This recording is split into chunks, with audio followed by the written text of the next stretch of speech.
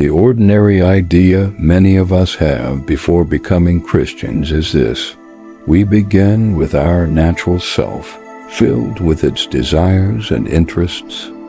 We then recognize that something else, be it morality, decent behavior, or the good of society, places demands on us, demands that often conflict with our own wishes.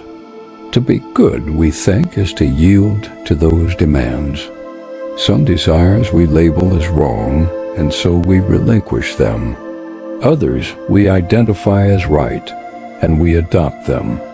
Yet all the while, we hope that after fulfilling these demands, our natural self will have some time and space to pursue its own interests. In this way, we are like an honest taxpayer, dutifully paying taxes, but hoping there's enough left over for personal use. As long as we see our natural self as the starting point, one of two outcomes is likely. We either give up trying to be good, or we persist, but become deeply unhappy. If we strive to meet all the demands placed on the natural self, it will soon feel starved and oppressed. It will grow resentful and angry, leading either to surrender or to a self-sacrificial life lived in grumbling discontent, always wondering why others fail to notice or appreciate our efforts. Such a life can make us more difficult to live with than if we had remained openly selfish. The Christian path is different, both harder and easier. Christ says, "Give me all." He does not ask for portions of our time, money, or work, but demands the entirety of our being. He seeks to transform us, not merely to trim away certain aspects. He promises to replace the old self with a new one, his own life within us. This approach is simultaneously the most challenging and the most liberating.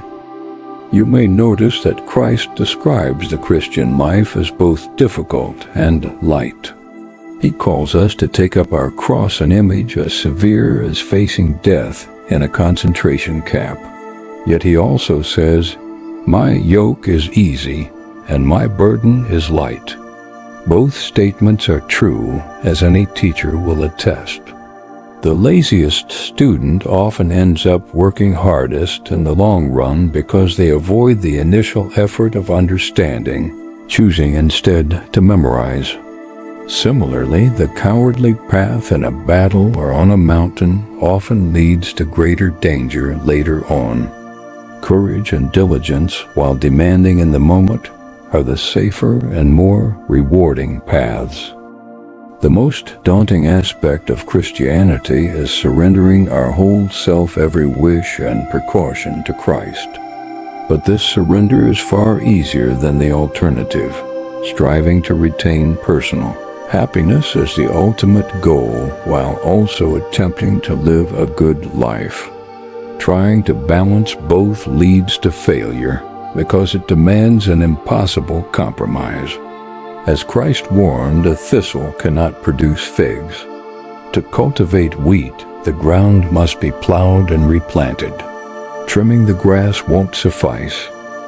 The real challenge of Christian living often begins the moment we wake up. Each day, our wishes and hopes rush at us, demanding attention. Our first task is to push them back and listen to the still, quiet voice of God, allowing His perspective to guide us.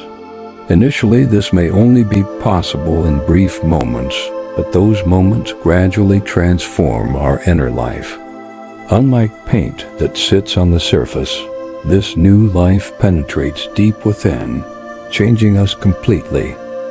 When Christ said, "Be perfect," He meant it. He calls us to pursue the full treatment. The compromise we yearn for, clinging to our natural selves while trying to live rightly, is not only harder, but ultimately impossible. It is as futile as an egg trying to fly without hatching. We must either be transformed or decay. This, then, is the essence of Christianity. It is not merely about education, missions, or services, though these may play a part. At its core, it is about complete transformation and surrender to Christ. Everything else stems from this.